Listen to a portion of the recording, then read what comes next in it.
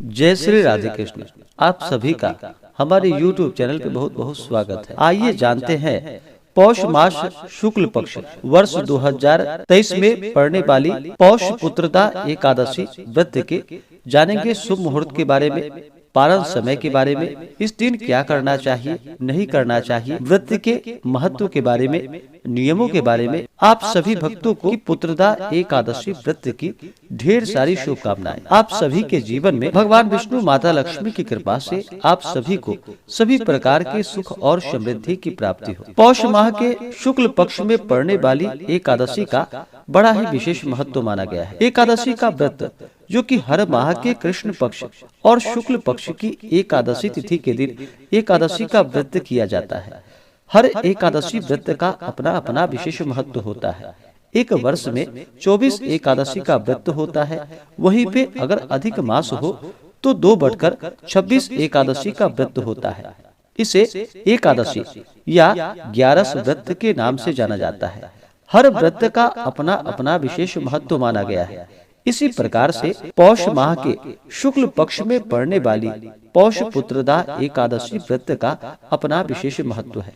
जो भी जातक सच्ची श्रद्धा के साथ, नियम और निष्ठा के साथ पौष पुत्रदा एकादशी का व्रत करते हैं, इस दिन जो कि भगवान विष्णु, माता लक्ष्मी और भगवान विष्णु के नारायण स्वरूप का पूजन करते हैं, उनके सभी प्रकार के पाप और ताप नष्ट हो जाते हैं। और इस व्रत के प्रभाव से जो कि संतान लाभ की प्राप्ति होती है, इसके प्रसाद से मनुष्य पुत्रवान, विद्वान, कीर्तिमान, लक्ष्मीवान और यशस्वी होता है। यह व्रत सभी प्रकार के पापों को नष्ट करने वाली है तथा जब व्यक्ति के पाप और ताप नष्ट हो जाते हैं तब उन्हें सांसारिक सुखों की प्राप्ति हो पाती है। किसी भी प्रकार के व्रत में अगर उस व्रत को धारण करते हैं तो पूर्ण निष्ठा, भक्ति भाव के साथ ही व्रत को धारण करने पर तभी जाकर के उस व्रत के पुण्य फलों की प्राप्ति हो पाती है। जो भी एकादशी का व्रत करते हैं उन्हें एकादशी व्रत के दौरान जो कि पूर्ण निष्ठा और नियम का पालन करना चाहिए। इस दिन विशेष प्रकार से भगवान विष्णु के नारायण स्वरूप का पूजन करना चाहिए। जो भी जातक एकादशी का व्रत करते हैं उन्हें एकादशी व्रत के लिए जो कि 10वीं के दिन से ही व्रत के नियमों का पालन करना चाहिए। 10वीं तिथि के दिन जो कि शुद्ध और सात्विक आहार ग्रहण करनी चाहिए और इस दिन जो कि सूर्यास्त होने से पहले ही भोजन ग्रहण करना चाहिए। उसके बाद अपने दांतों को अच्छे तरह से साफ कर लेनी चाहिए। दांतों में कोई भी अन्न का रेशा ना होने पाए, इस बात का ध्यान रखें। और रात्रि में ब्रह्मचर्य का पालन करते हुए भगवान नाम का स्मरण करते हुए सोना चाहिए। एकादशी तिथि के दिन सुबह ब्रह्म मुहूर्त में उठ करके नित्य क्रियाओं से निवृत्त होकर के गंगा नदी में, सरोवर आदि में स्नान करनी चाहिए। अगर गंगा नदी में स्नान ना कर पाए तो घर के नहाने के पानी में ही थोड़ा सा गंगा जल मिला करके स्नान करना चाहिए। शुद्ध वस्त्र धारण करना चाहिए और सबसे पहले भगवान सूर्य देव को अर्घ्य प्रदान करना चाहिए। फिर व्रत का संकल्प लेना चाहिए। भगवान श्री हरि विष्णु से प्रार्थना करनी चाहिए कि हे भगवान, आज मैं पौष मास की पुत्रदा एकादशी का व्रत करने जा रहा हूँ या करने जा रही हूँ। यह व्रत मेरा सफलता पूर्वक पूर्ण हो। आप हमें आशीर्वाद प्रदान करें। हमारे सभी प्रकार के दैविक, दैहिक, भौतिक पाप नष्ट हो और हमारे मनोरथ सिद्ध हो। आपके मन में जो भी इच्छा हो, जो भी कामना हो, वह प्रभु से कहें। और इस दिन जो कि दिन रात्रि उपवास रहते हुए व्रत को धारण करना चाहिए। जो उपवास नहीं रह पाते हैं, जिनका स्वास्थ्य सही ना हो, वो एक समय फलाहार का सेवन करें। और इस दिन भगवान का पूरे विधि विधान के साथ एकादशी तिथि के दिन सुबह और शाम के वक्त पूजन करना चाहिए, कथा श्रवण करनी चाहिए, भगवान की आरती करनी चाहिए, भगवान नाम का स्मरण, भजन कीर्तन आदि का कार्य करना चाहिए और रात्रि में जो कि जागरण करते हुए समय को व्यतीत करना चाहिए। एकादशी व्रत में रात्रि जागरण करने से अनंत गुना पुण्य फलों की प्राप्ति होती है। तो रात्रि में जागरण आदि का कार्य करते हुए और द्वादशी तिथि के दिन सुबह उठ करके स्नान करके शुद्ध वस्त्र धारण करके भगवान का पूजन कर ले, उनकी आरती कर ले। उसके बाद फिर ब्राह्मणों को भोजन करवाएं, ब्राह्मणों को दान और दक्षिणा दे, गरीबों को भोजन करवाए और फिर समय के अनुसार व्रत का पारण करें। इस प्रकार से सच्ची श्रद्धा के साथ और विश्वास के साथ भगवान का पूजन करना चाहिए। व्रत के लिए मन में बिल्कुल भी अश्रद्धा नहीं होनी चाहिए। अगर व्रत के लिए मन में अश्रद्धा हो तो वह व्रत निष्फल ही माना जाता है। इस प्रकार व्रत के लिए मन में संशय ना हो और पूर्ण श्रद्धा भक्ति भाव के साथ ही भगवान का पूजन आदि का कार्य करना चाहिए। इससे भगवान अति प्रसन्न होते हैं और सभी प्रकार के पापों को नष्ट कर देते हैं। जब व्यक्ति के पाप और ताप नष्ट होते हैं तभी उनके पुण्यों का उदय हो पाता है। उसके बाद ही सभी प्रकार के सांसारिक सुखों की प्राप्ति हो पाती है। तो अब आइए जानते हैं पौष मास शुक्ल पक्ष वर्ष 2023 जो कि 2023 की पहली एकादशी है, तो जानते हैं शुभ मुहूर्त के बारे में। एकादशी तिथि प्रारंभ समय जो कि 1 जनवरी 2023 दिन रविवार शाम 7:13 और एकादशी तिथि की समाप्ति होगी 2 जनवरी 2023 दिन सोमवार रात्रि 8:25। तो हमें शुद्ध रूप से सूर्योदय व्यापनी के अनुसार जो समय प्राप्त हो रहा है वह समय 2 जनवरी 2023 दिन सोमवार को प्राप्त हो रहा है। तो इस दिन इस व्रत को किया जाएगा और द्वादशी तिथि की जो समाप्ति होगी वह 3 जनवरी दिन मंगलवार रात्रि 10:03 पे द्वादशी तिथि की समाप्ति होगी। और एकादशी व्रत का जो पारणा किया जाता है वह हरिवासर समाप्त होने के बाद ही पारण करना चाहिए। हरिवासर का समय जो कि द्वादशी तिथि का पहला चौथाई हिस्सा यह हरिवासर का होता है। तो इस कारण से हरिवासर समाप्त होने के बाद ही व्रत का पारण करना चाहिए। तो पुत्रदा एकादशी व्रत का पारण जो कि 3 जनवरी 2023 दिन मंगलवार को पारण किया जाएगा और पारण का समय सुबह 7:12 से सुबह 9:20 तक व्रत का पारण किया जाएगा। पुत्रदा एकादशी व्रत का पारण जो कि गोमयेन पारणम गाय के गोबर से व्रत का पारण किया जाएगा।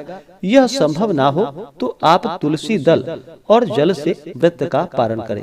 एकादशी तिथि के दिन सूर्योदय का जो समय होगा वह समय सुबह 6:43 और सूर्यास्त शाम 5:19। एकादशी तिथि के दिन योग जो कि सिद्धि योग होगा सुबह 6:55 तक।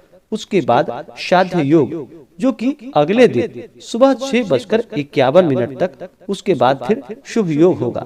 तो इस बार एकादशी तिथि में जो योग पड़ रहा है यह बड़ा ही पुण्य फल दायक है और सर्वार्थ सिद्धि योग भी होगा जो कि यह अनंत गुना पुण्य फल दायक है। तो भगवान का पूरे विधि विधान के साथ पूजन करें। एकादशी तिथि के दिन जो राहु काल का समय होगा वह समय सुबह 8:03 से सुबह 9:23 तक जो कि 2 जनवरी 2023 को राहु काल का समय होगा।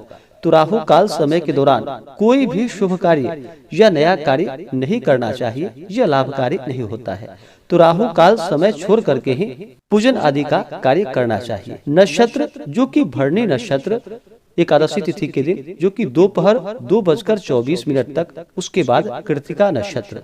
इस दिन भगवान का जो कि पूरे विधि विधान के साथ पूजन करना चाहिए। और इस दिन जो कि भगवान विष्णु भगवान नारायण को बछड़े वाले गाय के दूध से अवश्य ही स्नान करवाना चाहिए। जिस गाय का बछड़ा हो उस गाय का ही दूध लेनी चाहिए और फिर भगवान को उसी दूध से स्नान करा करके उसको फिर प्रसाद के रूप में ग्रहण करना चाहिए। यह अनंत गुना पुण्य फल दायी माना गया है। जो भी जातक एकादशी का व्रत करते हैं उन्हें जो कि व्रत के दौरान किसी के ऊपर क्रोध नहीं करनी चाहिए। अपने मन में किसी के प्रति ईर्ष्या या द्वेष का भाव नहीं लाना चाहिए। व्रत के दौरान ब्रह्मचर्य का पालन करना चाहिए। अपने से बड़ों का सदा ही आदर और सम्मान करना चाहिए। महिलाओं का बिल्कुल भी अपमान नहीं करना चाहिए। जहाँ पर भी महिलाओं का अपमान होता है वहाँ से माता स्थिर लक्ष्मी रुष्ट होकर चली जाती हैं। तो महिलाओं का बिल्कुल भी अपमान ना करें। व्रत के दौरान चोर पाखंडी आदि व्यक्तियों से दूर रहनी चाहिए। अगर उनके दर्शन भी हो जाए तो भगवान सूर्य देव का दर्शन करके उनसे क्षमा याचना मांगनी चाहिए और भगवान से प्रार्थना करनी चाहिए। व्रत के दौरान जो कि ओम नमो भगवते वासुदेवाय आदि मंत्रों का जप करना चाहिए या श्री कृष्ण गोविंद हरे मुरारे आदि नामों का जप अवश्य ही करना चाहिए। इससे पुण्य फलों की प्राप्ति होती है। व्रत के दौरान आप फलाहार जब ग्रहण करते हैं तो इस दौरान केला, आम, अंगूर, बादाम, पिस्ता आदि अमृत फलों का सेवन करना चाहिए। एकादशी के दिन जो कि चावल ग्रहण नहीं करनी चाहिए। एकादशी के दिन चावल ग्रहण करने से रेंगने वाले जीवों के रूप में जन्म लेना पड़ता है और एकादशी के दिन चावल ग्रहण करना पाप माना जाता है। तो इस कारण से एकादशी के दिन व्रत धारक को भी और परिवार के सदस्यों को भी चावल ग्रहण नहीं करनी चाहिए। इस दौरान जो कि तामसिक वस्तुओं का प्रयोग बिल्कुल भी नहीं करनी चाहिए। घर में अच्छे तरह से साफ सफाई का ध्यान रखना चाहिए और व्रत के दौरान घर में मांस, मदिरा, लहसुन, प्याज आदि का प्रयोग बिल्कुल भी किसी परिवार के सदस्य को भी नहीं करनी चाहिए। कहीं कहीं परिवार के कुछ ऐसे सदस्य भी होते हैं जहाँ की जिनके माता पिता व्रत को धारण करते हैं, लेकिन उनके पुत्र या पुत्री तामसिक वस्तुओं का प्रयोग कर लेते हैं। तो इस कारण से उन्हें भी ध्यान देना चाहिए कि वो माता पिता उनके व्रत अगर रख रहे हैं तो उन्हीं के लिए व्रत को रख रहे हैं। इस कारण से बच्चों को भी ध्यान देना चाहिए और तामसिक वस्तुओं का व्रत के दौरान बिल्कुल भी प्रयोग नहीं करना चाहिए और अपने माता पिता की सेवा करनी चाहिए। तो इस दिन भगवान का पूरे विधि विधान के साथ पूजन करें। तो आइए अब जानते हैं पुत्रदा एकादशी व्रत के पूजन विधि के बारे में। जो भी भक्त पुत्रदा एकादशी का व्रत रखते हैं उन्हें तो दशमी के दिन से व्रत के नियमों का पालन करना चाहिए। दशमी तिथि के दिन जो कि सूर्यास्त से पहले ही भोजन ग्रहण कर लेना चाहिए। उस दिन शुद्ध और सात्विक आहार ग्रहण करनी चाहिए। उसके बाद दांतों को अच्छे तरह से साफ करके फिर रात्रि ब्रह्मचर्य का पालन करते हुए भगवान नाम का स्मरण करते हुए सोना चाहिए।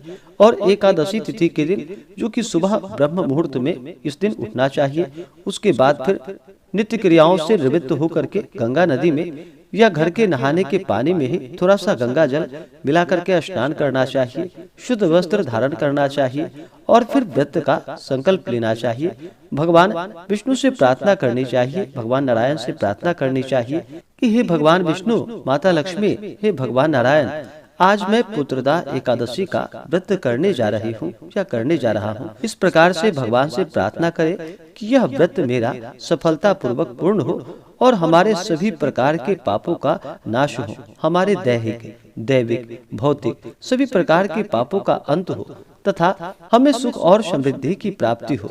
आपके मन में जो भी इच्छा हो, जो भी कामना हो, वह प्रभु से कहें। और इस दिन जो कि सुबह और शाम के वक्त भगवान का पूरे विधि विधान के साथ पूजन करना चाहिए। इस दिन पूजन के लिए चाहिए कि एक अच्छा सा जगह ले, जैसे कि अपने घर के ईशान कोण में भगवान के पूजन के लिए एक आसन लगाए और अपने लिए भी एक आसन लगाए। उस आसन पे विराजमान होकर के सबसे पहले तो अपना शरीर का शुद्धिकरण करे, फिर तिलक करे। दीपक जो आप प्रज्वलित करके रखते हैं वो कि अगर घी का दीपक हो तो उसे दाहिने साइड में यानी कि राइट साइड में उसे रखनी चाहिए पूजन स्थल से। भगवान के पूजन के लिए अगर दीपक प्रज्वलित कर रहे हो, दीपक को स्थान जहाँ पर भी दे उसके नीचे थोड़ा सा अक्षत डाल दे। अक्षत दीपक का आसन होता है, तो अक्षत पे ही दीपक को स्थापित करनी चाहिए। और दीपक आप जब भी जला करके रखते हो तो घी का दीपक अगर हो तो अपने हाथों के दाहिने साइड में घी का दीपक रखे। अगर सरसों तेल या तिल का दीपक हो तो उसे अपने लेफ्ट साइड जो कि बाएं साइड में रखनी चाहिए, वहां पे उनको स्थान दें। किसी भी प्रकार के व्रत या पूजन में जो कि सबसे पहले भगवान गणेश जी का पूजन किया जाता है, तो पहले भगवान गणेश जी का पूजन करें। यह पूजन विधि थोड़ा सा लंबा है। जिनके पास अगर समय ना हो, इस प्रकार से ज्यादा समय ना हो पूजन विधि करना, तो आप साधारण तरीके से भी भगवान विष्णु, माता लक्ष्मी का पूजन कर सकते हैं। जो कि जल, पुष्प, धूप, दीप आदि से भगवान का पूजन करें, उन्हें नैवेद्य अर्पित करें। तुलसी दल डाल करके भगवान को नैवेद्य अर्पित करें, द्रव्य दक्षिणा चढ़ा दे। उसके बाद फिर मुख शुद्धि के लिए पान पत्र, सुपारी, लौंग, इलायची भगवान को अर्पित करें। उसके बाद कथा श्रवण करें। जिनके पास समय ना हो वो इस प्रकार से पूजन करें और भगवान का आरती करें, और जिनके पास समय हो वो भगवान का पूरे विधि विधान के साथ पूजन करे। तो सबसे पहले भगवान गणेश जी का पूजन कर ले, क्योंकि किसी भी प्रकार के शुभ कार्यों में भगवान गणेश का पूजन करना चाहिए। तो भगवान गणेश जी का पूजन करे। उसके बाद कलश को स्थापित करे और कलश देवता का पूजन करे। कलश के नीचे जो कि मिट्टी रखे, उसके ऊपर से अनाज रखे और फिर कलश को स्थापित करे। कलश में जल डाले, उसमें फिर सुपारी, कुछ पैसा डाल दे, आम पल्लव डाले। उसके बाद फिर चावल से भरा हुआ जो कि एक पूर्ण पात्र उसके ऊपर से रखे, और फिर पानी वाला नारियल हो तो उस पानी वाले नारियल को भी उसके ऊपर रखे। और फिर कलश देवता का पूरे विधि विधान के साथ पूजन करे। कलश में तीर्थों का आवाहन करे, वरुण आदि देवताओं का आवाहन करे। कलश पूजन होने के बाद फिर दिन में पूजन हो तो सूर्यादि पंच देवता का पूजन करे। रात्रि में पूजन होने पर गणपति आदि पंच देवता का पूजन करे। इसके बाद फिर आदि देवत, प्रत्याही देवत, विनायक आदि पंचलोकपाल सहित नवग्रह इंद्रादि दस्तिकपाल देवताओं का पूजन करे। उसके बाद फिर भगवान विष्णु और माता लक्ष्मी का पूरे विधि विधान के साथ पूजन करे। इस दिन भगवान विष्णु का जो कि जल से अभिषेक करे, पंचामृत से अभिषेक करे, शुद्ध गंगा जल से अभिषेक करे। उसके बाद फिर भगवान को पीला वस्त्र भगवान विष्णु को चढ़ाए, जल से फिर आचमनी करवाए। उसके बाद यज्ञोपवीत भगवान को अर्पित करे। उसके बाद भगवान को जो कि काले तिल या सफेद तिल चढ़ाए। तुलसी पत्र भगवान विष्णु को अति प्रिय है तो तुलसी दल भगवान विष्णु को चढ़ाए। इसके बाद फिर पुष्पों की माला भगवान विष्णु को अर्पित करे। विशेष करके पीला पुष्प भगवान विष्णु को अति प्रिय होता है तो उन्हें पीला पुष्प चढ़ाएं। भगवान विष्णु को अक्षत नहीं चढ़ाया जाता है तो इस बात का ध्यान रखें। अक्षत के जगह उन्हें काले तिल चढ़ानी चाहिए। काले तिल ना हो तो आप सफेद तिल भी भगवान विष्णु को अर्पित करें। उसके बाद फिर धूप और दीप दिखाएं। अनेक प्रकार का नैवेद्य फिर अर्पित करे। नैवेद्य में जैसे कि ऋतुफल, जितने भी प्रकार के हो सके ऋतुफल भगवान को अर्पित करे, या दूध से बने हुए मिठाई आदि जो भी मिष्ठान हो वो भगवान को अर्पित करे। अगर बाजार से आप कुछ मिठाई लेकर के आते हो तो उस पे गंगा जल छिड़क करके उसे फिर प्रसाद के रूप में भगवान को अर्पित करे। और नैवेद्य का भोग लगाते वक्त भी उसमें तुलसी दल अवश्य डालनी चाहिए। उसके बाद भगवान को भोग लगानी चाहिए। नैवेद्य का भोग लगाने के बाद फिर जल से आचमनी करवाएं, क्योंकि किसी को अगर आप भोजन देते हो तो भोजन के बाद जल भी अवश्य ही देनी चाहिए। तो भगवान को नैवेद्य का भोग लगाते वक्त फिर उसके बाद जल से आचमनी करवाएं। उसके बाद फिर द्रव्य और दक्षिणा चढ़ाएं। फिर पुंगी फल तांबूल अर्पित करें, यानी कि पान पत्र, सुपारी, लौंग, इलायची मुख शुद्धि के लिए भगवान को अर्पित करें। इसी प्रकार से माता लक्ष्मी का पूजन करें। माता लक्ष्मी का जल से अभिषेक करें, पंचामृत से अभिषेक करें, शुद्ध गंगा जल से अभिषेक करें। माता लक्ष्मी को फिर लाल वस्त्र चढ़ाएं, श्रृंगार की वस्तुएं चढ़ाएं। फिर अक्षत, चंदन, पुष्पों की माला अर्पित करें। स्त्रियां माता लक्ष्मी को सिंदूर चढ़ाएं और पुरुष माता लक्ष्मी को जो कि चंदन अर्पित करे, रोली अर्पित करे। फिर धूप और दीप दिखाए। अनेक प्रकार का नैवेद्य अपने श्रद्धा भक्ति भाव के साथ अर्पित करे। जल से आचमनी करवाएं, द्रव्य दक्षिणा चढ़ाएं। मुख शुद्धि के लिए पान पत्र, सुपारी, लौंग, इलायची के साथ में अर्पित करे। इसी प्रकार से भगवान का पूरे विधि विधान के साथ पूजन करना चाहिए। पुत्रदा एकादशी के व्रत में जो कि भगवान विष्णु के नारायण स्वरूप का पूजन किया जाता है, बहुत से भक्त के कमेंट भी आते हैं जो कि कहते हैं कि क्या हम इस दिन भगवान श्री कृष्ण का पूजन कर सकते हैं।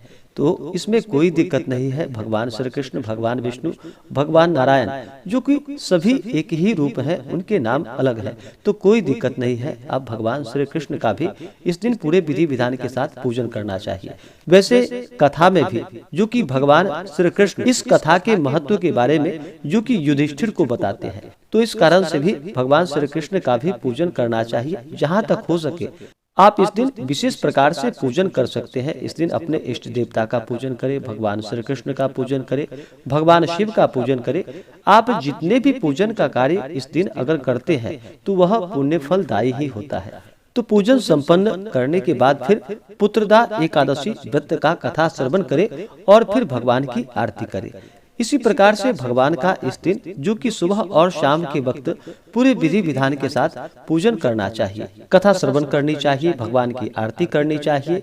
इस दिन जो कि एकादशी तिथि के दिन रात्रि जागरण करनी चाहिए। रात्रि अगर जागरण करते हैं तो इसका कई गुना पुण्य फल बढ़ जाता है। तो रात्रि में जहाँ तक हो सके जागरण करनी चाहिए और फिर अगले दिन जाकर फिर द्वादशी तिथि के दिन सुबह उठ करके नित्य क्रियाओं से निवृत्त होकर के स्नान कर ले, शुद्ध वस्त्र धारण करे, भगवान सूर्य देव को अर्घ्य प्रदान करे। उसके बाद फिर भगवान का पूजन और आरती संपन्न कर ले।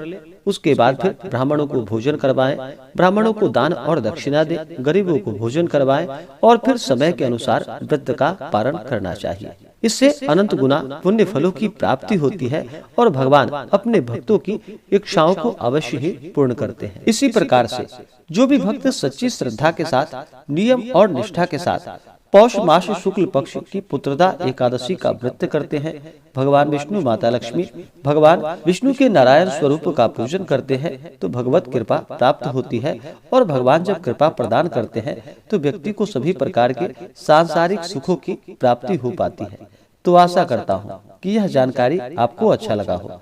ऐसे ही ज्ञानवर्धक जानकारियाँ प्राप्त करने के लिए हमारे इस चैनल पे अगर आप नए हैं तो चैनल को लाल बटन दबा करके सब्सक्राइब करें, साथ में बेल आइकन घंटी को दबाएं ताकि मेरे वीडियो का नोटिफिकेशन आपको समय से मिलता रहे।